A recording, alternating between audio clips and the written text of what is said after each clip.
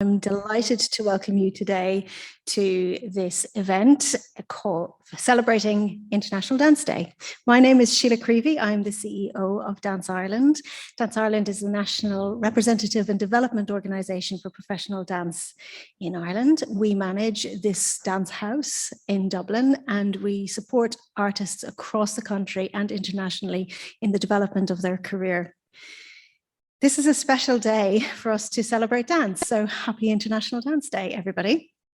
We in this room all know the impact of dance culturally, socially, and indeed economically. International Dance Day is an opportunity for us to advocate for this wonderful art form that connects people locally, nationally, and internationally. To highlight what it takes for dancers to pursue a career as a performer or for a choreographer to create work that inspires and excites audiences around the world. I'd like to take a moment to thank all who support and invest in dance, in particular the Arts Council, Creative Ireland and Dublin City Council, who are key supporters of Dance Ireland and the work that we do to support dance. I'd like to thank the audiences who show up for dance, share their love of dance with their families and friends, and keep us on our toes to ensure that we have something special to share with them year in, year out.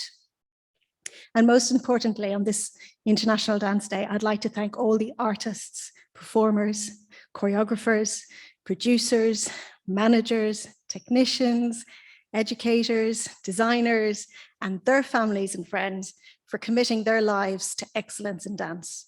Today, we celebrate you.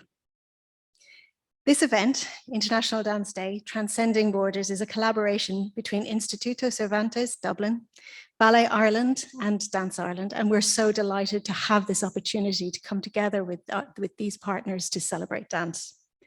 We are delighted to be sharing a video in celebration of dance, which will be followed by the panel discussion moderated by Laura Bruña. Laura is joined by Anne Maher, Director of Ballet Ireland, Irish dancer and choreographer Zoë Ashe-Browne, who is Dance Ireland's Associate Artist for 2021-2022, and the Brazilian dancer and choreographer Anderson de Souza. Before I hand you over to Laura to take you through what's going to happen today, I'm going to give you a few housekeeping notes for those of you who are online and in the room. The event will last 60 minutes, and there will be time allocated for your questions at the end. For those of you in the room, we do encourage you to wear masks in the common and shared spaces of Dance House. On a daily basis, we have 3 or 4 productions in rehearsal in this building, and we want to limit the risk of cross-infection, which would have a huge impact on an already vulnerable sector. This event is being broadcast live, and I'd like to welcome all of you who are joining us online today. For those in the room, please ensure that your mobile phones are switched off. And the fire exit is through this door, and you turn right, down the stairs, out the building, and follow the staff who will direct you outside to the park where we will gather. Without further ado, I'm going to hand you over to Laura. I hope you enjoy this event.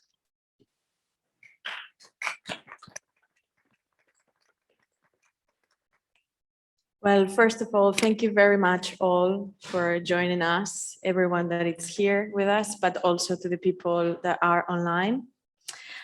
Transcending Borders. We'd like to start, it won't be very long because I think these people, they have lots to say about it, but let me introduce this topic and how it started.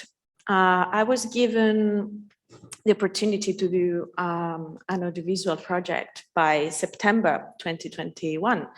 And I was like thinking, what could I talk about? And at the time I was here in Ireland, but also trying to organize a project that I have in Valencia. And very often when I meet people, they ask me, so where are you based? And I don't have an answer for that. Where am I based? Where is home for me? Sometimes I'm in Valencia with my project, then I work here in Ireland with Ballet Ireland, then I'm guest teacher in some other professional companies around Europe. So I don't really have a base. So that's how it all started. And I thought, okay, so it's not only me, but it's all the people involved in the industry, dancers, choreographers, teachers, audience as well. And that was a very good starting point. So trying to find where it all started, I realized a ballet like Don Quixote, we all know Marius Petipa, he only choreographed that because he spent a long time in Spain and he fell in love with our culture.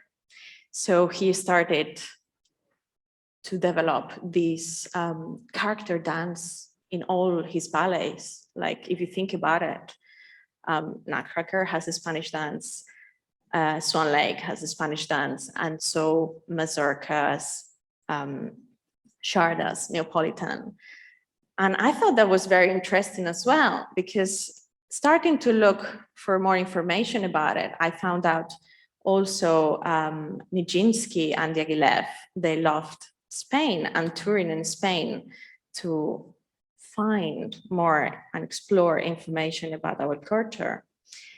And so, you know, I started finding this topic very interesting and asking around some Spanish dancers, choreographers, and also people that I work with. And I started writing down the video that I'm just gonna show in a minute.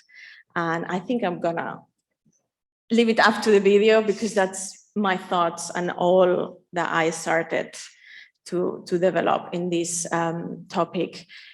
The dancers you're going to see are the dancers that are in Valencia Dancing Forward. It's a project that we are kind of like a bridge for them when they finish school before they find their first job.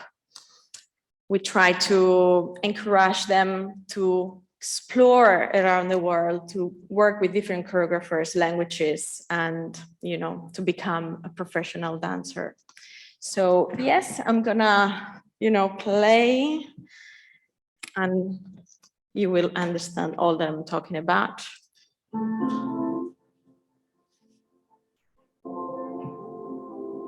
Like water river, the soul of the dancer travels far from end to end, constantly evolving, spiraling in between. And like water river, it remains still and present at the same time, manifesting itself through each moment, growing while staying rooted.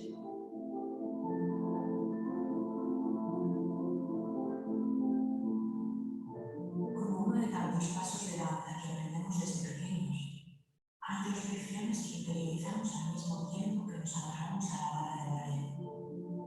No todos consiguen que la danza llegue a ser su profesión, y los que lo logran harán del mundo un escenario donde representar su propia disfonía.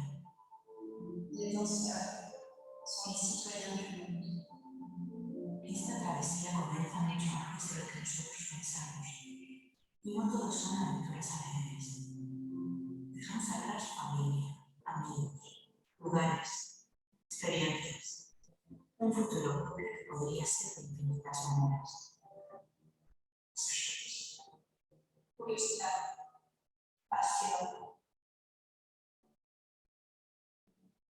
Las zonas oscuras, lugares donde no debemos quedarnos estancados, son también parte del proceso.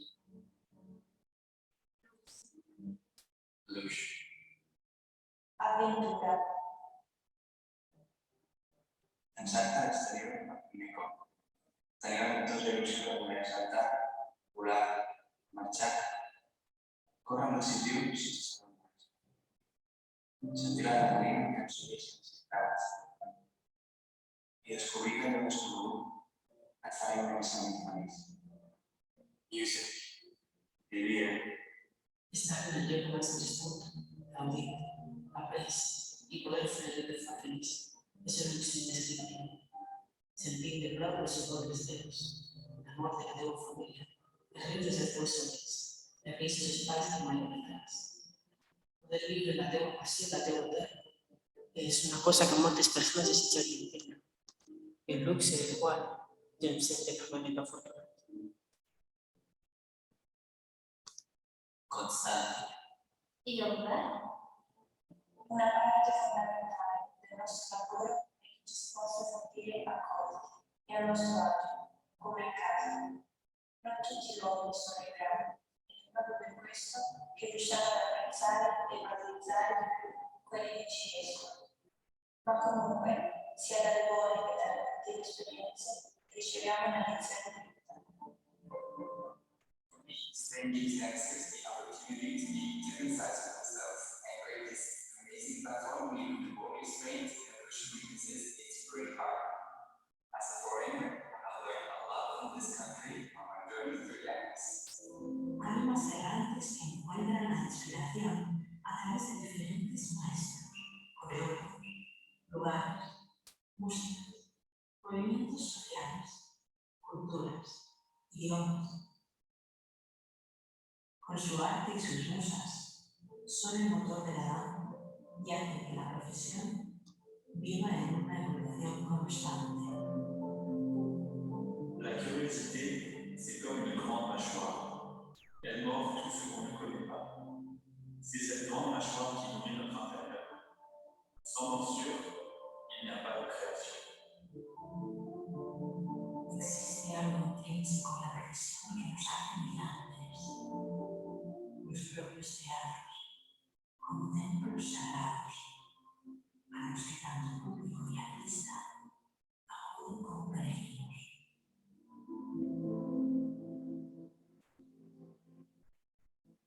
La danza, como un perfume, tiene en su esencia generosidad y honestidad.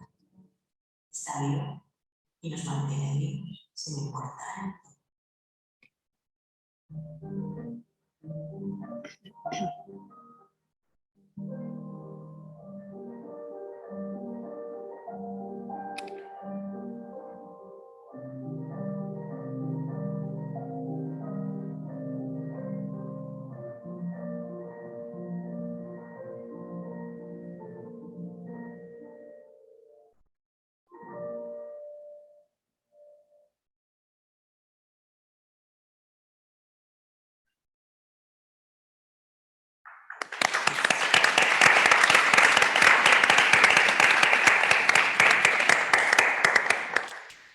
Well, and after this, let me introduce our three guests. So Zoë Ashe-Browne, Anne Maher, and Anderson. Thank you for joining us today. Thank you.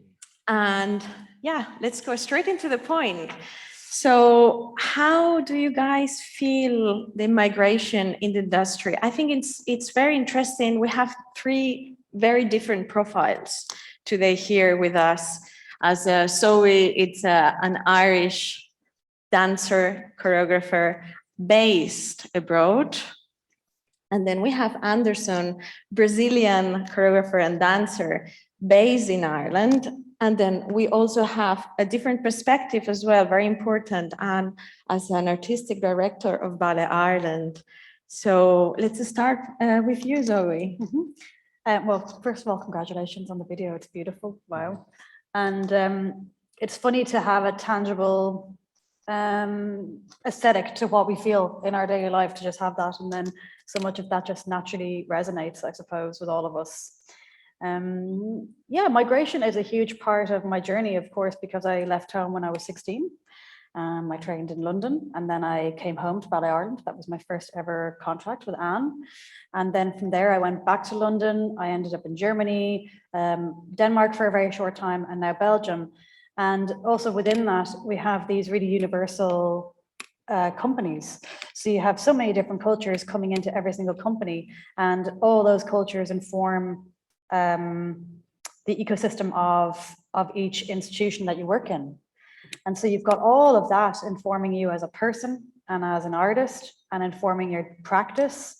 And so you'd have to even talk about migration, for me, I'd have to categorize how it affects me, you know, artistically, geographically, where am I? That will inform my work, my choreographic work, also my dance practice. Then you've got personally, you know, how far away am I from home? What kind of friends have I made? How are my colleagues impacting me with their experiences, with my experiences? It is something that just bleeds into everything. And I suppose it's only when we really talk about it like this that we can really make sense of how much it's impacted everything, you know, personally, professionally. And I think it's going to be a thing that will always be a part of dance, honestly. I know I'm kind of jumping now, but I think it will always be part of our world. And I think it's important that it is, actually, you know. Yeah. I think I'll leave the personal perspective to you two, because you can speak to that most pertinently right now. So, and of course, from my point of view, it's looking at what migration and how migration affects the work that Ballet Ireland presents and the artists that we invite. Sorry, I think my earrings are rattling off this mic. I'll take mine too.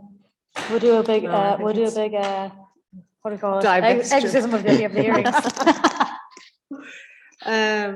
So it really is very interesting. So of course, I employ artists from all over the world, and equally we commission choreographers from various different landscapes who come in, both culturally and also genre wise, who come in to create work for the company. And it has a huge impact on what we do.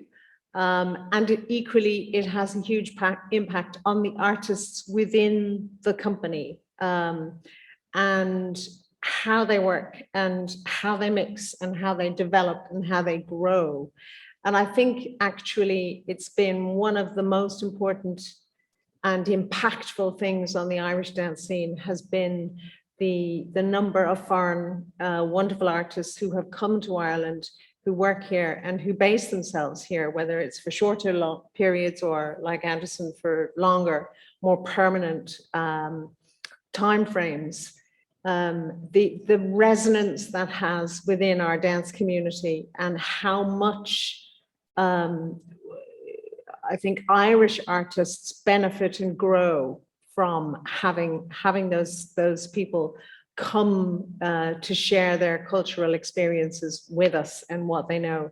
It also quite genuinely ensures that Irish artists are not siloed here in Ireland. This is an island. We have always needed to have outside influences, otherwise we can become very insular.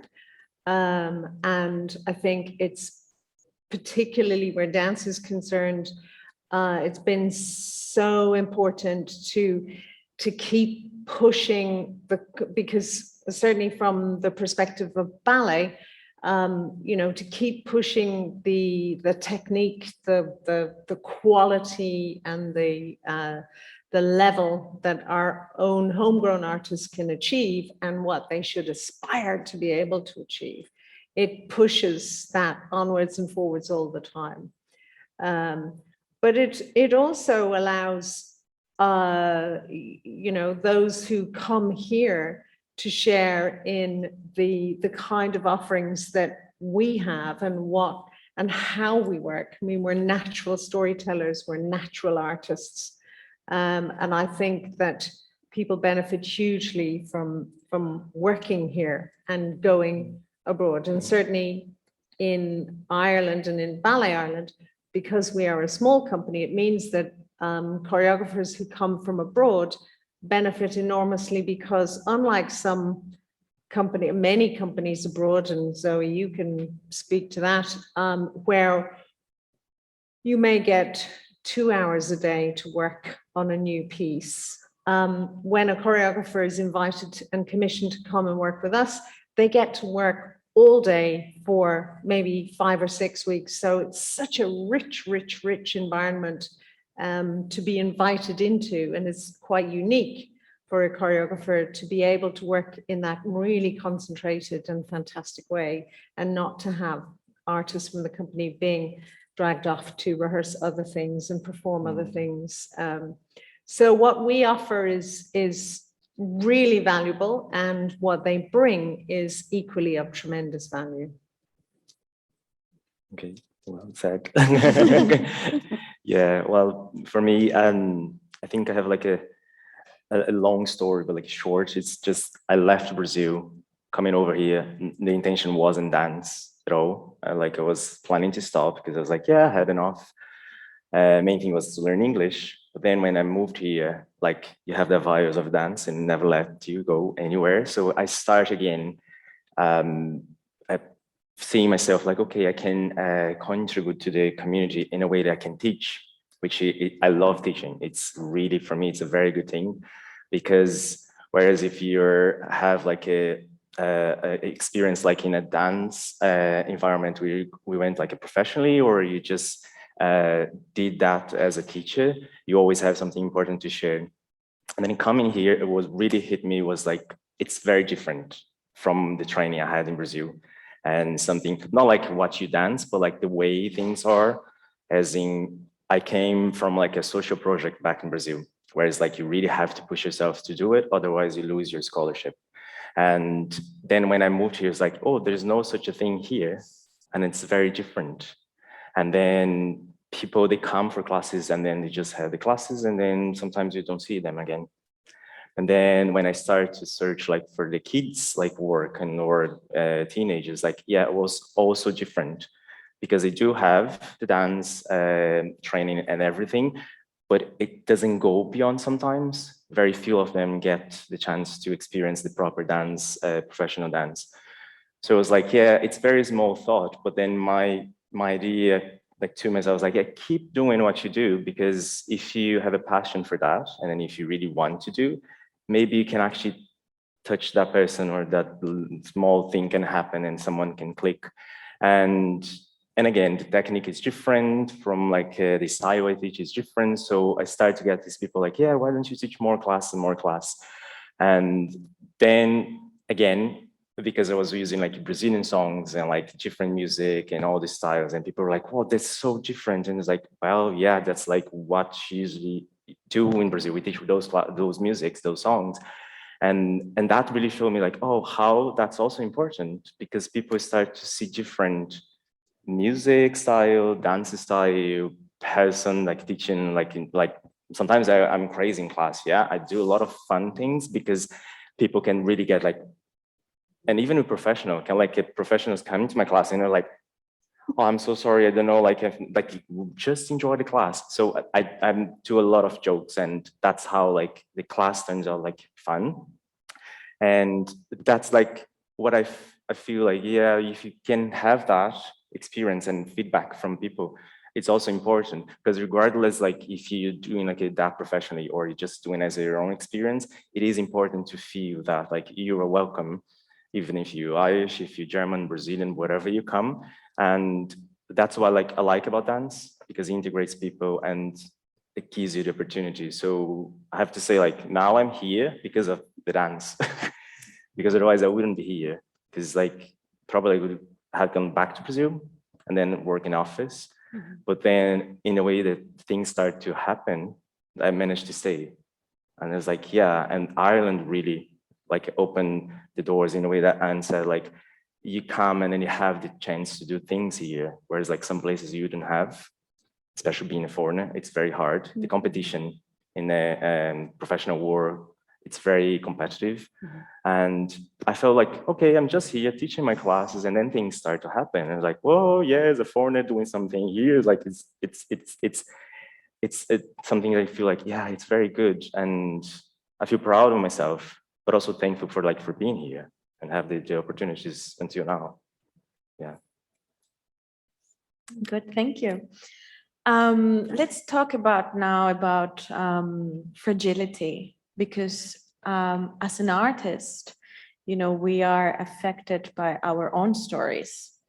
And are we really aware of these in the studio, in a working process, in a creation process? Because this could be really a big point in our daily routines. What do you think, Zoe? Yeah, fragility is a really great word. And I think that also might come under the umbrella of also like the wider conversation of mental health and how we're talking about how that needs to evolve, particularly in institutions, but also in, in our dance sectors.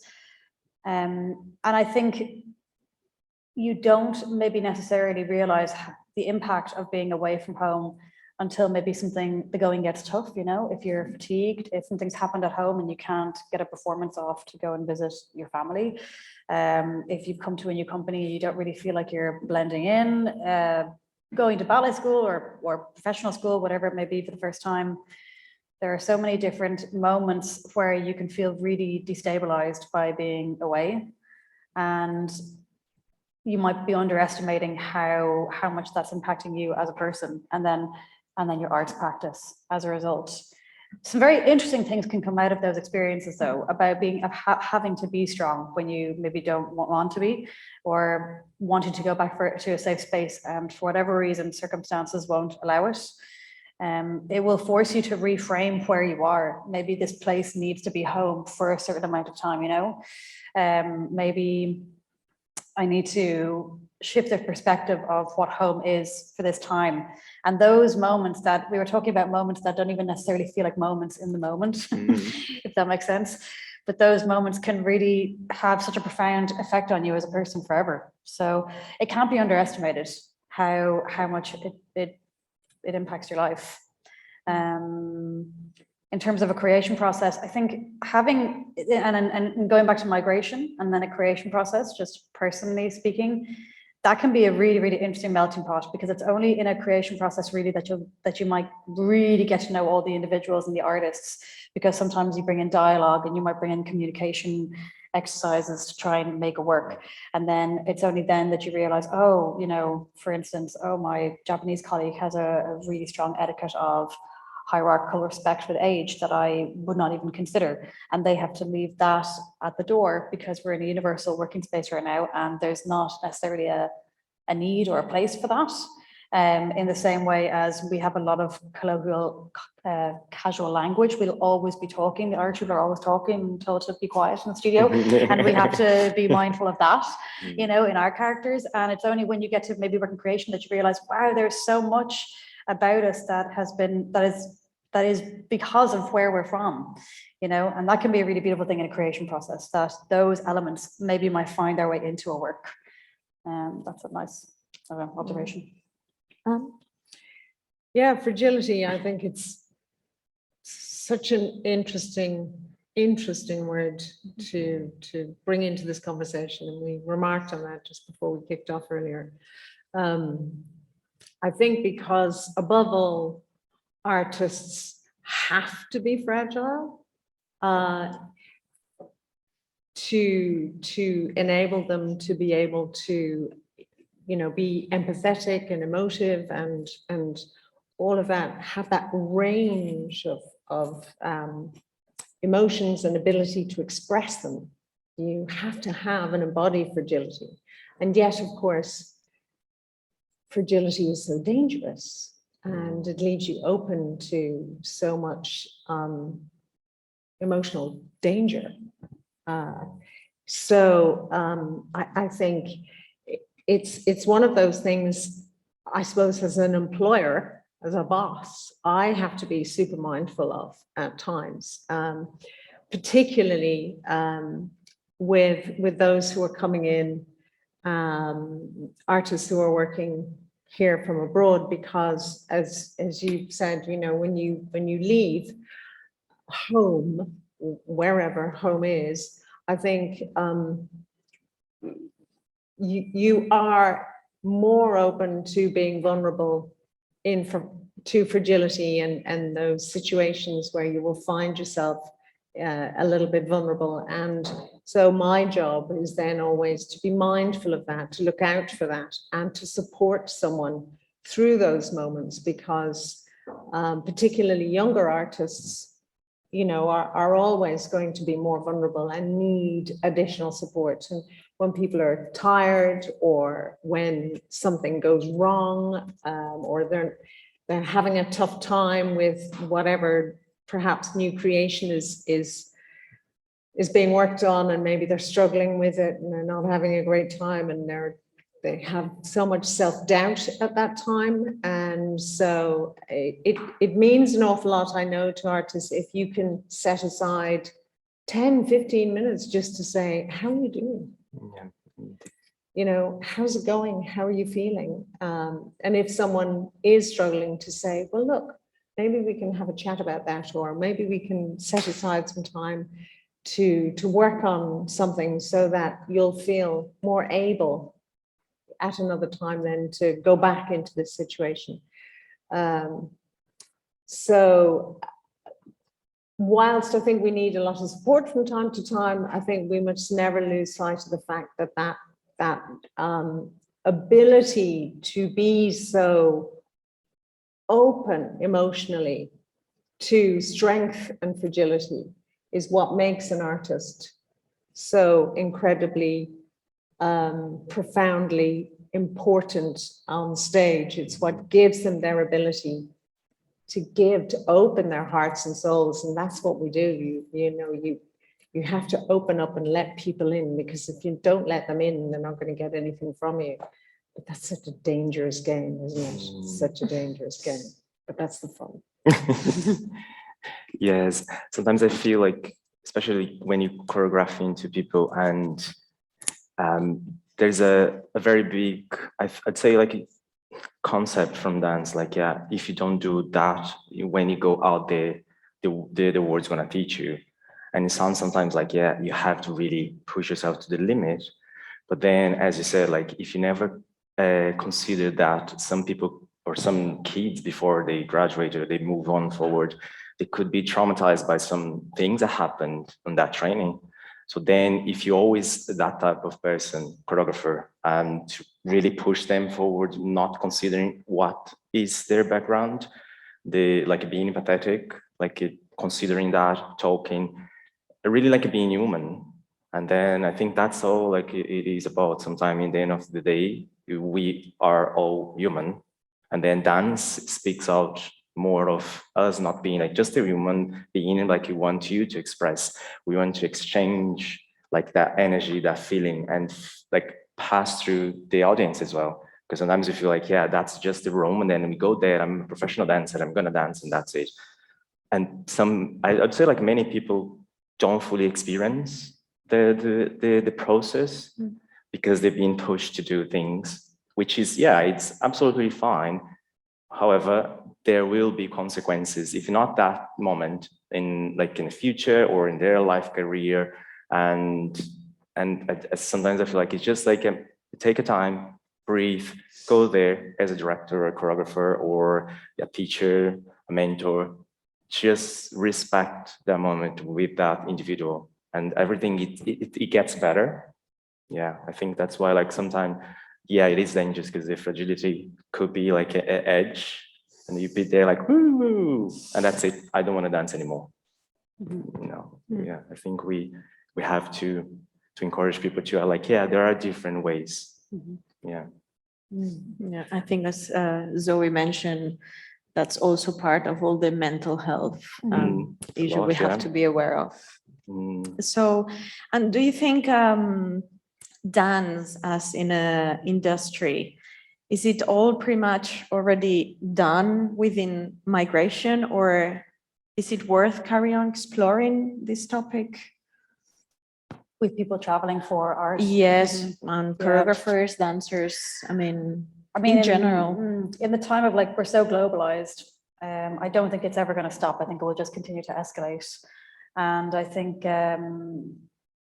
it's a really interesting topic, isn't it? Because there are so many different things I could talk about. My mind's going blah. I mean, for instance, with things like cultural appropriation and appropriating cultures in dance, for instance, that's like a really heavy conversation. But we're now getting to the nitty gritty of these conversations, and people are starting to like reframe that element of, keeping classical ballet in the 21st century, and how do we move it forward? How do we progress? How do we maintain tradition? And I feel like we're starting to really have those very difficult conversations, and now we're getting somewhere with it, and people are reimagining things, and people are able to have conversations without getting to, you know, without upsetting one person or the other too much. You know, like people, there's literature about it, there's information, there's places where you can talk to each other. So I think we're really in a really dynamic and fast moving time with dance and with migration and with how interpreting different cultures is symbolized through our art form. So I think it's definitely not going to stop. I don't think it will ever not be relevant. I don't think it will ever not have a place in what we do. And I think that because of globalization and because we have more information now, we can be more sensitive and we can find more interesting ways of understanding each other and our cultures. So I think it's exciting, actually. I think it's a very exciting time. Sometimes it can feel like it's a very sensitive time and a time of guilt for some of us or so much contemplation, but I think it's also a time of really interesting dialogue and evolution. So I would hope that it doesn't change, and I hope that we do continue to learn from each other, and rather than shutting off borders and becoming more insular, like Anne says, especially as an island, Ireland runs the risk of doing that. I really hope that we are doing the opposite, you know. Yeah, I would agree 100%, Zoe. I think it's more important than ever. I also think that we've come through the most extraordinary 2 years that our generation and potentially lots of generations, hopefully, will ever have to live through. So, you know, and it's been such opposing ends of that, you know, dynamic, haven't it? Because we've had COVID where we're all locked up and, you know, concentrated and confined, I should say, rather, to, you know, literally where the 2 kilometer zone where we lived. And yet we were there on the internet, kind of joining up with people from all over the world. It was such a mad time. And then on the other hand, right now we're seeing Russia being isolated in the world. And of course, within the genre of ballet, Russia is a force, always has been an absolute force. And I look at that with enormous curiosity to know if I could see into the future, to wonder what is going to happen to Russian dance. You know, will it go through? I mean, how long will Russia be isolated? Potentially for a long time. We really don't know. I mean, this war doesn't seem like it's going to end anytime soon. The consequences could be quite, you know, long in their effect. So what will happen to Russian dance? Will it become stagnated and when we finally get to interact with it again and see it, will it have stagnated and become dusty and old-fashioned? Or will it have distilled down like a fine sauce, and, you know, so that when we go to look at it again, that it comes back and it's so powerful and so potent. It's really curious to know what it will be. So yeah, I think it's ever more powerful. Interestingly, I was listening to the radio on the way in, and there was the most beautiful group called Nava who were playing music, and it is a blend of Persian and Irish traditional music, and it was just fabulous to hear what can happen when you blend such diverse cultures together. And I think, you know, traditionally we've moved quite a lot within Europe and our migration and the Americas. It's kind of concentrated, you know, within that context, and increasingly now we're getting migration and we are emigrating to much more diverse cultures and religions and everything. So I think that's perhaps going to be one of the next things that we see. You know, it's going to be a broader, wider, richer, deeper engagement, I hope. Yeah, no, I agree as well. And then being a foreigner here, when like I moved 10 years ago, to Ireland.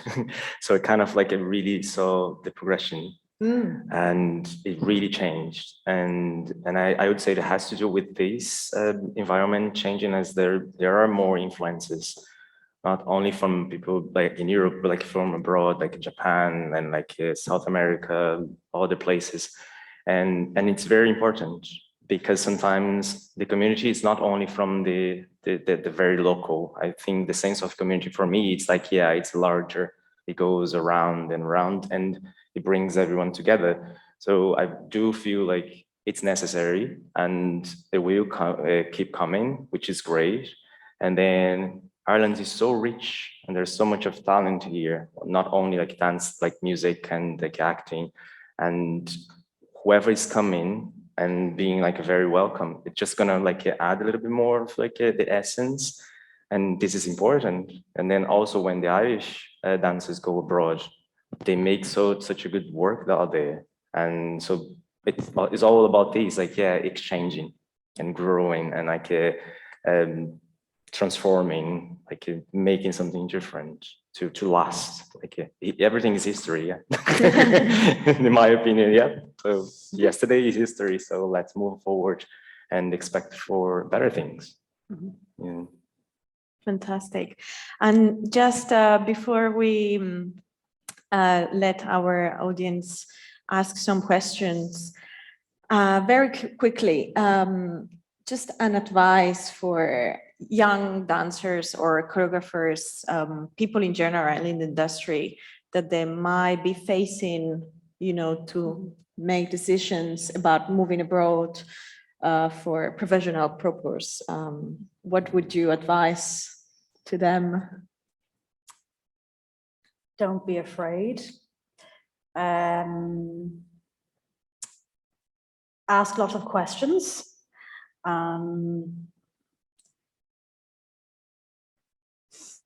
It's difficult. It was such a long time ago that I'm kind of racking my brain for what to advise like a student, for instance. If I was to advise a young person, I would say, yeah, try not to be afraid. Try to go with an open mind, open heart. Call home as much as you need. Give it time, one foot in front of the other. Things will adjust. It just takes a little bit of breathing space. And then in terms of a choreographer, if you're leaving somewhere that's very comfortable to go somewhere, you know, unfamiliar to make it work, yeah, communicate with your dancers, ask lots of questions, learn about maybe everyone that you're working with, you know, where have they come from, and what's their living situation, and are they happy, and, you know, we're all in it together basically. So I think communication is a kind of where I'd leave it. Yeah, well, as someone who was once in your shoes, Zoe, and who departed these shores as a very young person as well, I would say go. You know, the Ireland I left was a very different place to the Ireland you left, Yeah. and again very different to the one you came to. Okay, So it has transformed in the last, you know, number of decades. So when I left Ireland, you couldn't turn a sweet in your mouth, but somebody next door knew what you were at. You know, I mean, and everybody wanted to know. So I found it absolutely claustrophobic. I couldn't wait to leave Ireland. It's a very different place now. The one thing I would advise people is, you know, learn languages. That's a key thing. For me, when I left here first, you know, I was in England for a short time, and that's easy. Culturally, it's not that very different. So it's, you know, it's not a great deal different to moving to Cork or Limerick. But it's when you move into an environment which you will have experienced, which is going somewhere where they don't speak the same language. And that can be really tough. So I would say to people, do not isolate yourself within communities that are English speaking. Get out there and force yourself, make yourself talk to people and learn other languages, learn the language of the community and the country that you're in. Make an effort, because we have, you know, it's too easy nowadays in dance to get by with English wherever you go, and you never really integrate culturally into the community as well as you can if you don't learn to speak a language. Because within every dance company now, you know, usually English is the common denominator because there are so many international dancers in companies, and it's all too easy just to learn to order, you know, a bowl of spaghetti and a beer and little else. So my advice would be learn a language. Yeah. Yeah. That's so for me, it's like my journey started when I moved from my little town to São Paulo, which is like different country already. And then, yeah, my mom said that like, so you go, and if it doesn't work, you come back. Your home is always going to be here. So my advice is don't be afraid. Just go for it. Make sure you really want that, because that's important as well. And even if you realize when you're there that it's not what you want to do, but at least you tried. That's the most important thing. I live on top of that phrase like for years back home. And I went through like a really hard times, so just before, but it didn't stop me. It kept me going. It's like, yeah, you have your place to go back, but you have to succeed here now. And just learn whatever, have every thing that happened in your life, every moment as an experience. And don't think like this is so difficult. Everything is difficult in life. Yeah. You need to learn how to actually see with different perspective. Yeah. Because if you think like, oh yeah, it's very hard for me to do 3 pirouettes, you're never gonna do. If you keep thinking like that, you have to think, I'm doing 3 pirouettes and I'm gonna do 4. Yeah. So that's the law of like dance. And don't be afraid, just go for it.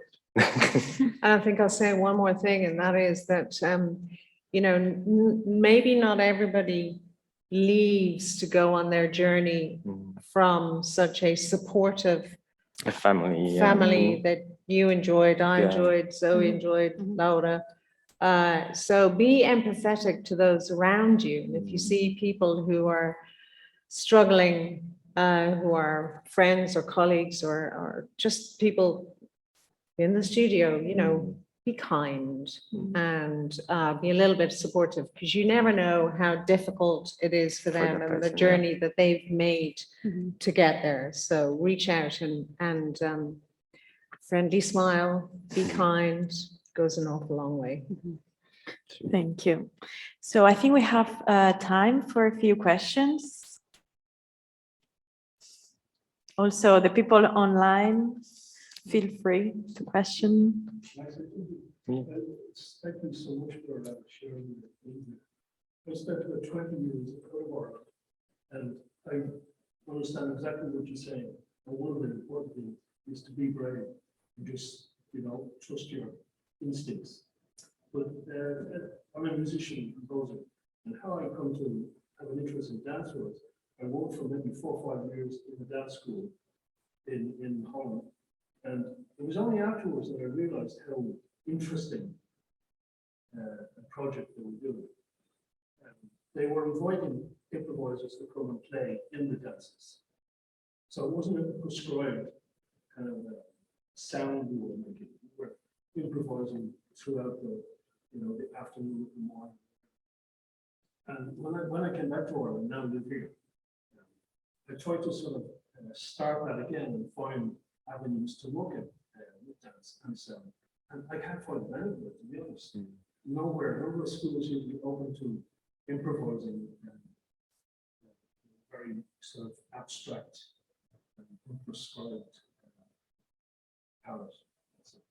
So that's kind of my situation, having been away and enjoyed the experience, and then coming back to Ireland and saying, well, what has changed actually?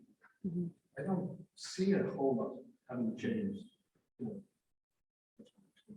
But I mean, I understand there's a lot that has changed. I mean, I don't say it hasn't changed, but there are certain things which are still quite inflexible, let's say.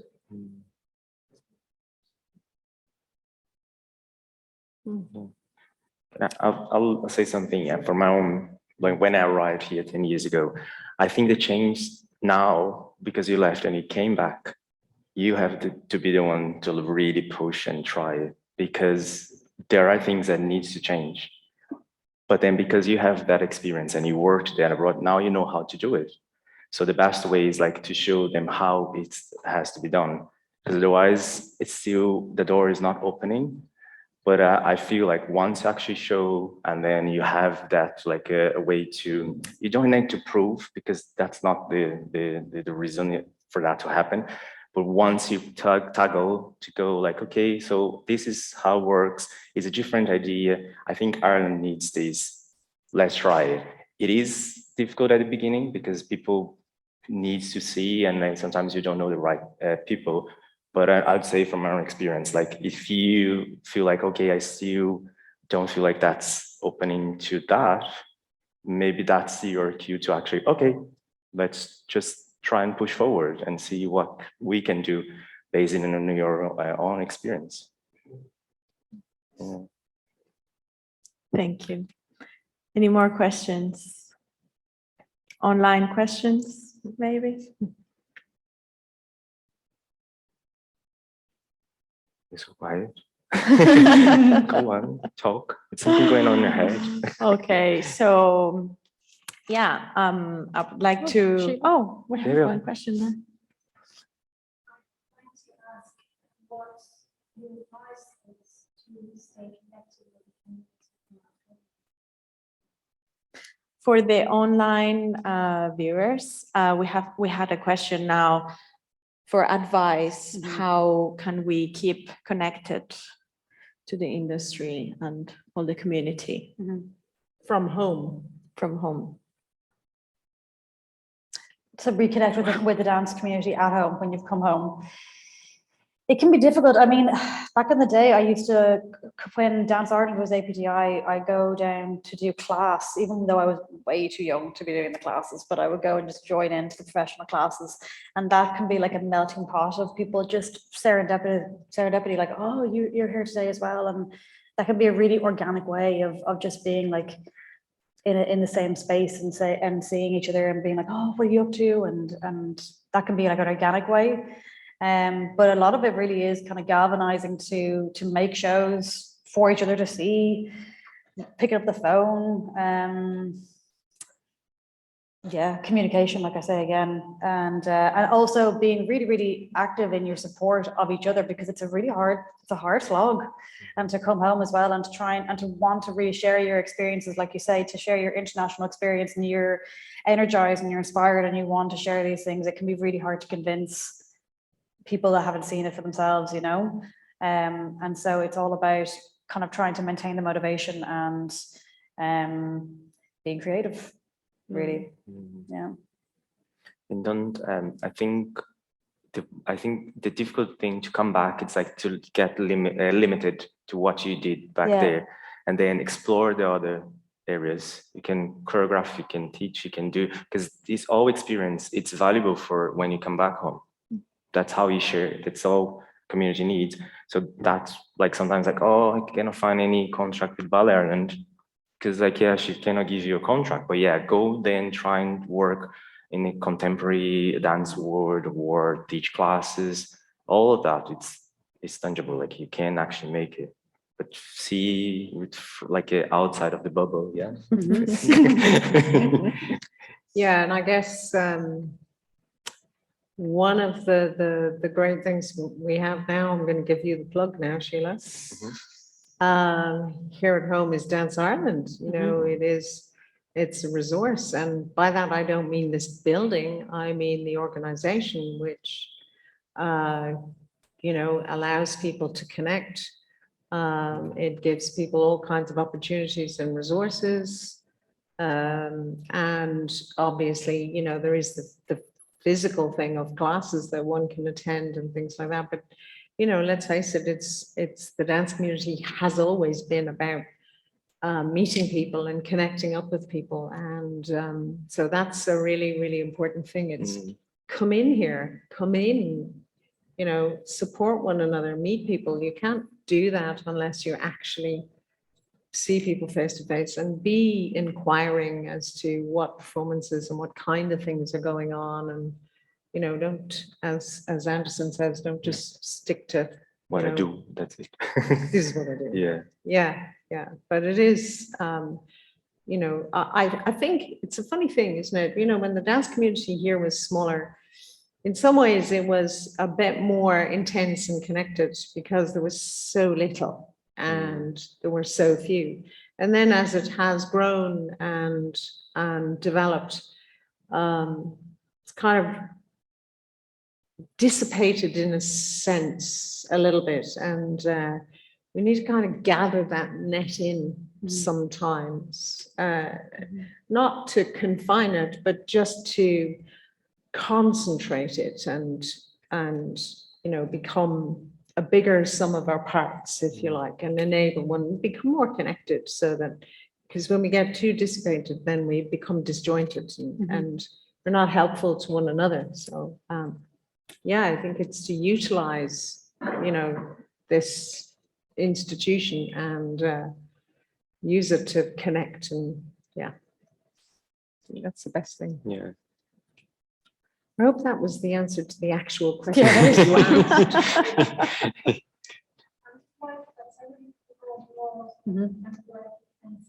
asked. Yeah. And so it's a way that you can use connection. So it's just and change happening and things like that. So it's lovely to hear Yeah. Yeah, I think also, if I can add, it's something to do with being aware that once you are abroad and you come back to a place, you yourself did some kind of evolution, but so did the place you're coming back to. And that's something you have to be aware of, and that you still have to explore. Yeah. You might have to do a reacquainting. And bringing your newfound skills and development and learning what has gone on. So relationships don't ever remain the same, do they? And you have to reacquaint yourself and fall in love all over again. So I think that's really important. Yeah. I will add, I'm going to be very naughty now. Very, very naughty, but I'm known for being naughty. That back in the day, many, many years ago, in a previous incarnation, there was a building which now houses an infamous radio institution called News Talk. And back in those days, there was, what was it called? Diggs Lane. Diggs Lane. So there were many dance studios within Diggs Lane, a building that was falling apart and decrepit. Nothing like this beautiful building that we have here. But it was a great hub and hive. And I think one of the things that it had that I'd love to see here was an area to hang out in, place to have a cup of coffee in, place to just go to and hang out and see who was going to be there and chat to and stuff like that. And it's something I've always said from time to time would be wonderful if we could have here. Don't shoot me, Sheila. It's on the list. But yeah, because, you know, it's, you know, you kind of come and you go off into your studio and that's it. And sometimes you just come and you do your thing and you leave. And, you know, those magical moments happen, don't they? It's when you sit down to have a cup of coffee or, you know, like they used to say, business deals were struck years ago on golf courses, weren't they?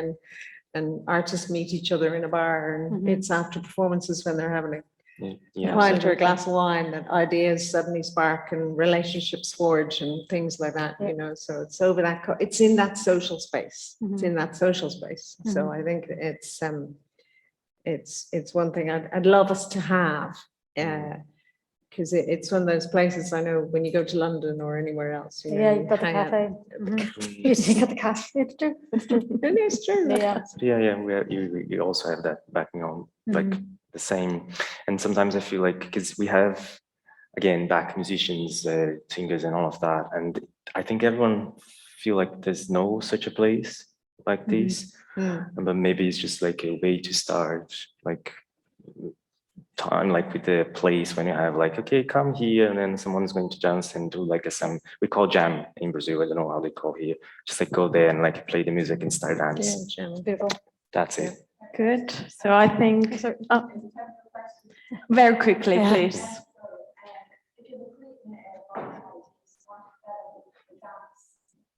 What's the next step or the approach to